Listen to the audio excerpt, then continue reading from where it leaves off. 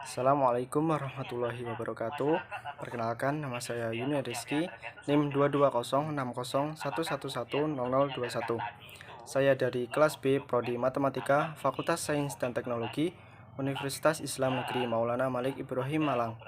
Sebelumnya yang saya hormati kepada Bapak Kamiluzaman MPDI selaku dosen pengampu mata kuliah Pendidikan Kewarganegaraan serta teman-teman sekalian yang saya banggakan. Nah, di video kali ini kita akan membahas bersama mengenai demokrasi di Indonesia. Nah, tujuan dari pembuatan video ini yaitu yang pertama, untuk memenuhi tugas ujian akhir semester 2 mata kuliah Pendidikan Kewarganegaraan tahun ajaran 2022-2023 dalam bentuk video simulasi mengajar. Nah, kemudian yang kedua, untuk menekankan pemahaman mengenai demokrasi di Indonesia. Untuk mempersingkat waktu, langsung saja untuk kita mulai. Assalamualaikum warahmatullahi wabarakatuh. Halo semuanya, apa kabar? Semoga kita tetap diberi perlindungan dan kesehatan oleh Allah Subhanahu wa Ta'ala. Nah, pada kesempatan kali ini kita akan membahas bersama mengenai demokrasi di Indonesia. Nah, poin-poin yang akan kita bahas yaitu ada 3. Yang pertama, makna demokrasi, kemudian poin kedua, sejarah demokrasi di Indonesia, kemudian poin ketiga, pelaksanaan demokrasi di Indonesia.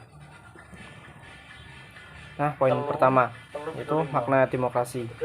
Kata demokrasi berasal dari bahasa Yunani yaitu demos dan kratos. Demos berarti rakyat atau kalayak, sedangkan kratos berarti pemerintahan. Sehingga dapat disimpulkan bahwa demokrasi adalah sistem pemerintahan yang mengizinkan dan memberi hak kebebasan kepada warga negaranya untuk berpendapat serta turut serta dalam pengambilan keputusan di pemerintahan. Kemudian hakikat demokrasi. Kita tahu bahwa yang dimaksud dari demokrasi adalah pemerintahan dari rakyat, oleh rakyat, dan untuk rakyat. Nah, apa arti dari masing-masing istilah tersebut? Yang pertama, pemerintahan dari rakyat artinya bahwa pemerintahan yang dijalankan oleh suatu negara itu harus mendapatkan pengakuan dan dukungan oleh rakyatnya. Kemudian yang kedua, pemerintahan oleh rakyat artinya bahwa pemerintahan melakukan kekuasaannya dalam mengatur suatu negara itu harus didasarkan pada kepentingan rakyat, bukan karena golongannya sendiri. Kemudian untuk pengawasan pemerintahan dapat dilakukan secara langsung oleh rakyat maupun dapat diwakilkan oleh DPR. Kemudian yang ketiga, pemerintahan untuk rakyat. Artinya bahwa kekuasaan yang diberikan oleh rakyat kepada pemerintah harus dijalankan untuk kepentingan rakyat. Sehingga pemerintah harus menjamin adanya keadilan yang menyeluruh. Kemudian untuk prinsip-prinsip demokrasi. Nah, prinsip-prinsip inilah yang mewujudkan suatu negara yang demokrasi. Itu yang pertama, negara berdasarkan konstitusi. Yang kedua, jaminan perlindungan hak asasi manusia. Yang ketiga, kebebasan berpendapat dan berserikat. Yang keempat, pergantian kekuasaan secara berkala. Yang kelima, peradilan bebas dan tidak memihak. Kemudian yang keenam, penegakan hukum dan persamaan kedudukan. Kemudian untuk poin kedua, sejarah demokrasi di Indonesia. Nah, di hari kemerdekaan Indonesia, yaitu pada 17 Agustus 1945, secara jelas pendiri bangsa Soekarno dan Muhammad Hatta mendeklarasikan Indonesia merdeka sebagai sebuah negara yang demokratis, yang sesuai dengan teks proklamasi kemerdekaan. Nah, berikut adalah macam-macam demokrasi yang pernah diterapkan di Indonesia. Yang pertama, yaitu pada era revolusi berlaku demokrasi parlementer atau demokrasi liberal. Kemudian yang kedua, pada era Orde Lama berlaku demokrasi terpimpin. Kemudian yang ketiga, pada era Orde Baru berlaku demokrasi Pancasila. Kemudian yang keempat, pada era reformasi sampai sekarang berlaku demokrasi Pancasila yang berbeda dengan sebelumnya. Kemudian untuk poin ketiga, yaitu pelaksanaan demokrasi di Indonesia. Yang pertama, berlaku demokrasi parlementer atau demokrasi liberal, yaitu pada tahun 1945 sampai 1959. Nah, pada saat itu merupakan awal mula perkembangan demokrasi di Indonesia. Namun, sayangnya pada periode ini tidak memiliki cukup modal untuk menjadi mapan dalam implementasinya, baik dari segi konsep, teori maupun praktiknya. Kemudian, demokrasi pada periode ini hanyalah menjadi alat pemersatu dan alat koalisi antar suku dan agama yang beragam untuk menjadi suatu bangsa. Sehingga demokrasi ini ternyata kurang begitu cocok untuk diterapkan di Indonesia.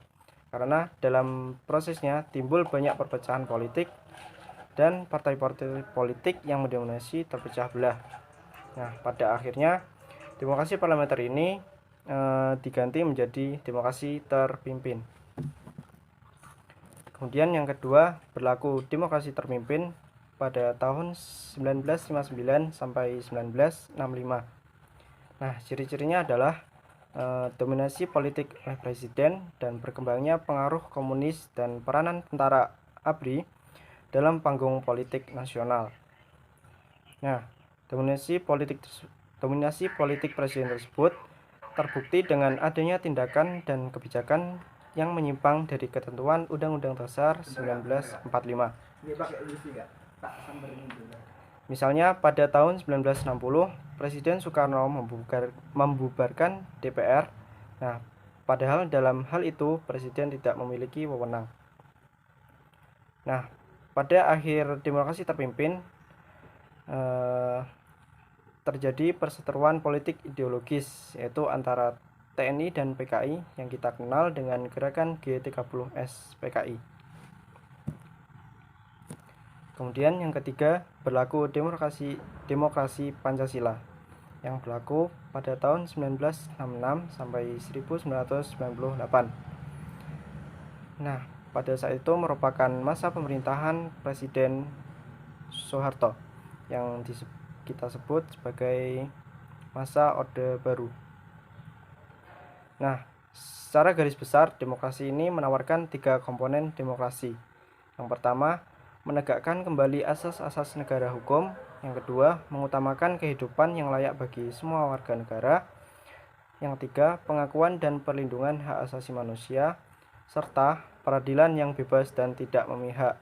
Nah, namun ternyata tawaran demokrasi tersebut hanyalah retorika politik belaka, sehingga terjadi ketidakdemokratisan penguasa Orde Baru yang ditandai oleh 1. Dominasi peranan militer, 2. Birokratisasi dan sentralisasi pengambilan keputusan politik, 3.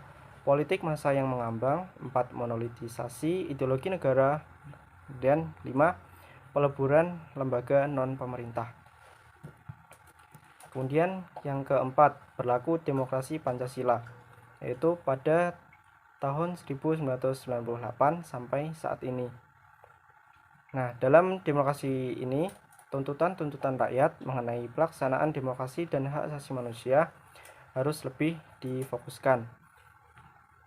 Nah, tuntutan-tuntutan tersebut berawal dari lengsernya Presiden Soeharto yang telah menjabat selama kurang lebihnya 30 tahun dengan demokrasi Pancasilanya. Nah, dalam periode ini, cita-cita dari demokrasi yang mapan dan menjunjung tinggi hak asasi manusia menjadi tantangan yang utama, sehingga pada periode ini banyak terjadinya perombakan baik secara aturan, fungsi, dan institusi. Kemudian banyak juga muncul berbagai partai politik dan pemilihan umum dilakukan secara langsung dan terstruktur. Sekian pembahasan mengenai demokrasi di Indonesia, yaitu mengenai makna demokrasi, sejarah demokrasi, dan pelaksanaan demokrasi di Indonesia. Ikuti yang baik dan tinggalkan yang buruk. Semoga ilmu ini dapat bermanfaat bagi kita semua. Kurang lebihnya saya mohon maaf. Wassalamualaikum warahmatullahi wabarakatuh.